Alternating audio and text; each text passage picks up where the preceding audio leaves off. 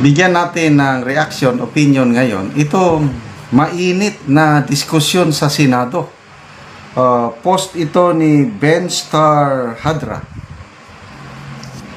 Galit na galit si Senator Marcoleta. Sinisermonan niya. Ayan, nakaupo si Senator Lacson. Nakaharap si Senator Soto, Miguel Zubiri, at iba pa. Tinatalakay yung confidential funds. Parang si BP Sara naman. Bakit? Isa lang ang tinutukoy nyo, BP Sara lang. Ang daming nabibigyan ng confidential funds. Nako, hindi sila maka-imik. Na-lecturean o na-sermonan. Grabe talaga ang dating ni Senator Marcoleta. Okay, pakinggan natin. Nahihiya na nga rin ako eh. Siguro nahalata ninyo eh. Nakakahiya talaga. Inami-dami po ng mga ahensya na pinagkalooban ng confidential fund. Bakit po nag-iisa lang? Bakit po paikot-ikot kayo sa nag-iisang ahensya? Wala na po ba kayong pakialam doon sa iba? Allah. Anong klaseng gawain ito? Paano tayo makakagawa ng isang matibay, ng isang katanggap-tanggap na investigasyon? Kung sa dinabi-dami ng mga ahensyang nabigyan ng ganong klaseng pondo, isa lang ang tutugisin.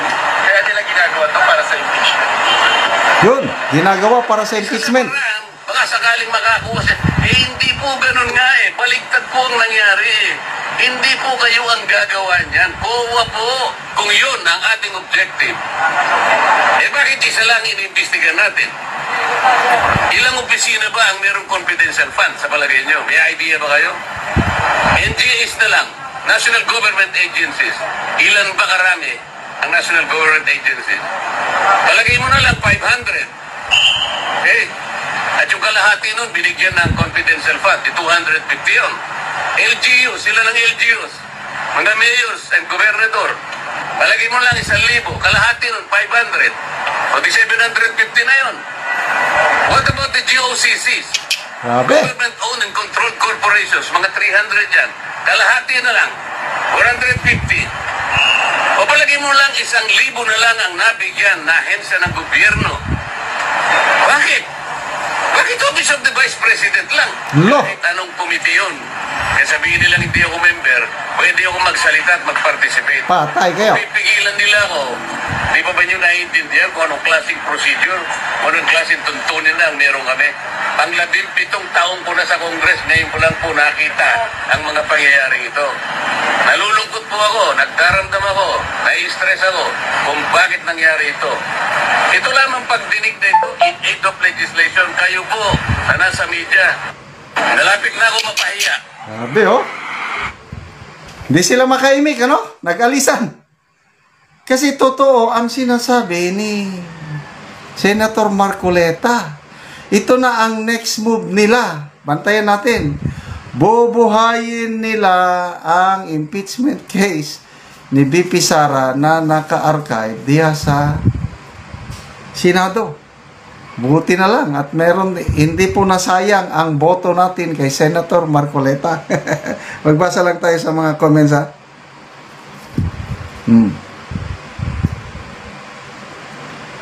Georgina Pahagas.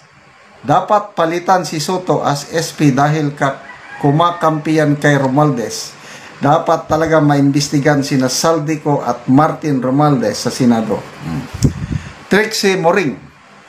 Mabuhay po kayo, Senator Marcoleta. Bang Canlas Cabuso. Laban Marcoleta, Soto. Tumanda, walang nagawa. Alex Dilantar. Soto natulala kay Marcoleta. Balik ka na lang sa Bulaga. Diba? Jose Abilionar. Ang galing talaga, matalino at hindi bias si Senator Marcoleta. Saludo po ako sa iyo. Hindi nasayang ang boto ko sa iyo. Marnel Nakadmo. Laban Senator Marcoleta, sir. Mary Jane Hermosilla. Huwag magpatinag, Senator Marcoleta. Go, go, go sa mga kakampi ni Crooks. Manigas kayo. Okay. Laban, laban, oh. So, Eunice Abiliana, pakapalan ng muka yung ibang senator dyan. Talagang tinatarantado ng taong bayan. Hoy, Soto. Ilang milyon na ang nagsasabi hindi ka bagay sa posisyon mo.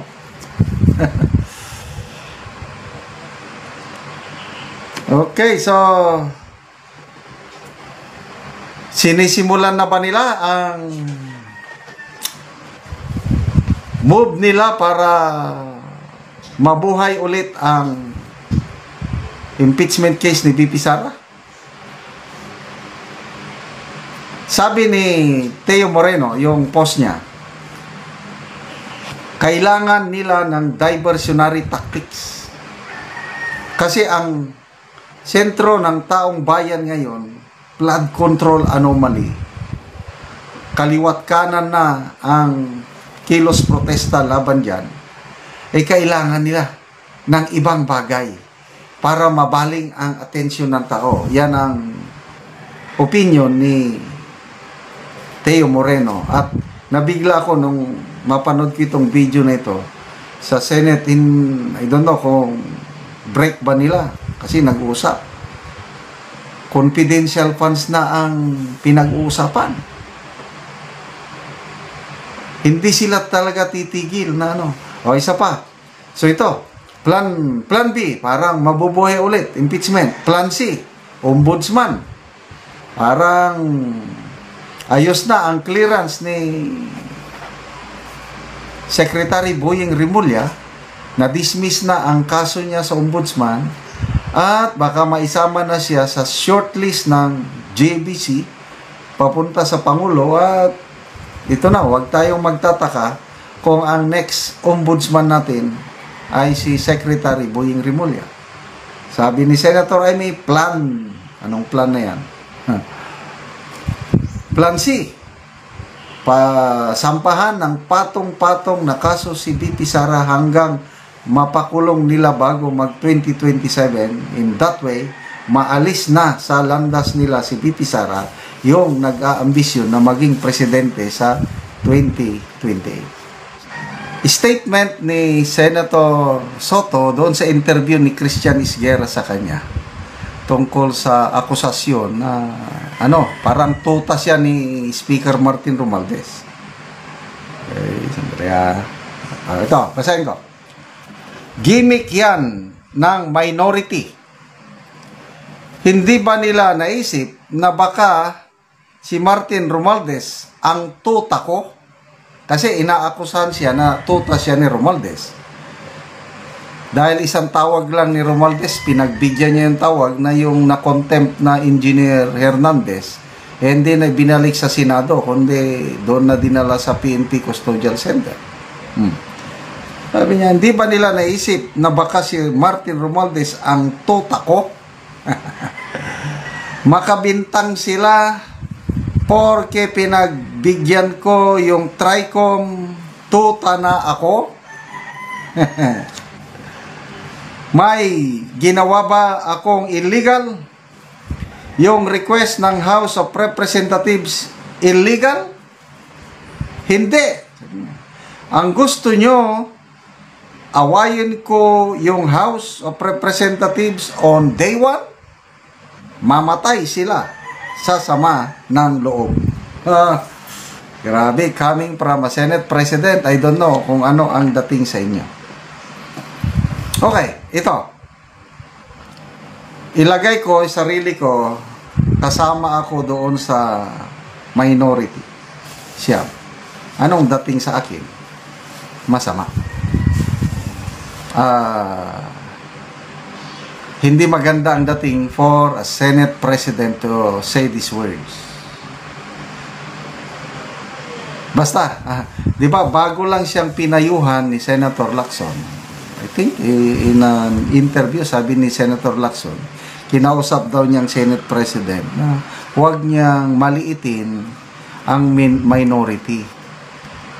Kasi siya, hindi lang siya Senate President ng majority, kundi Senate President siya to include the minority. Kaya, para pang pinalalahanan ni Senator Lacson, itong Senator Soto, na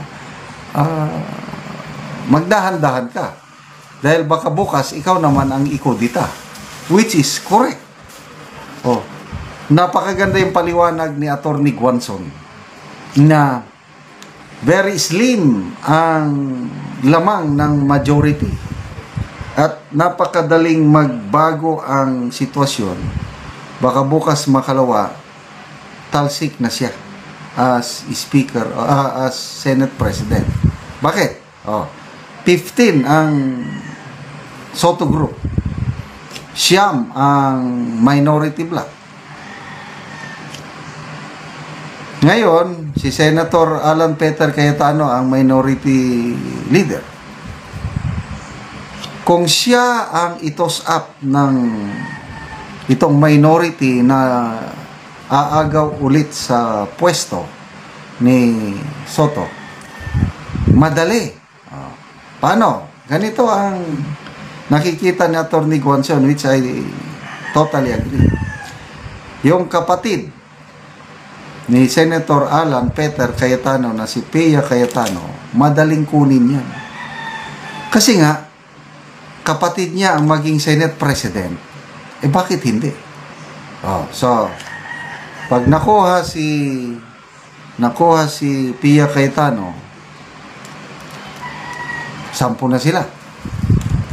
Next, yung magkapatid na Villar.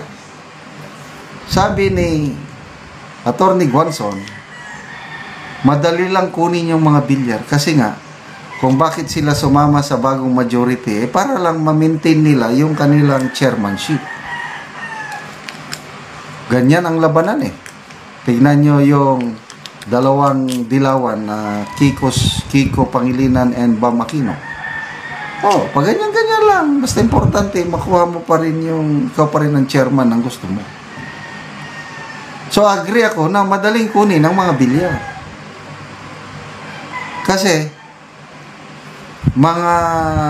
yan sa mga Duterte. So, kung makuha nilang mga Villar, ay di 12 na sila. Minus 3 na ang majority, 12-12, parehas na. 1 boto lang ang kailangan. So, sa kanino nila kukunin yung boto? Pwede si GB Ejercito. Kasi, pwede siyang kumbinsin ng kapatid niyang si Jinggoy. Sino pa? Yung sinasabi, pwedeng, basta madaling mga, pwede si Lito Lapid. Kasi si Lito Lapid, kung nasaan na yung majority, doon siya. Kaya, huwag pa kumpiyansa itong si Senator Soto, baka mailagay siya history ng Senate, the shortest term of a Senate President ng mga ilang linggo lang. Okay? So, ganon. Ito pa, meron pang post ng People's Tonight Radio. Ganon din. Mamatay sila sa gimmick. Gimmick lang yun. So, magbasa lang ako sa magbasa ako sa mga people who reacted. Nako. Sorry. Dito. People who reacted. Dito sa pahayag ni Senator Soto na mamatay sila sa sama ng loob. 5,700 nag-react, ang 5,000 tumatawa, 97 ang galit. 606 lang ang nag-like. So halos 90 ilang percento, 95% hindi naniniwala o pinagtatawanan lang si Tito Soto. So ano pa? So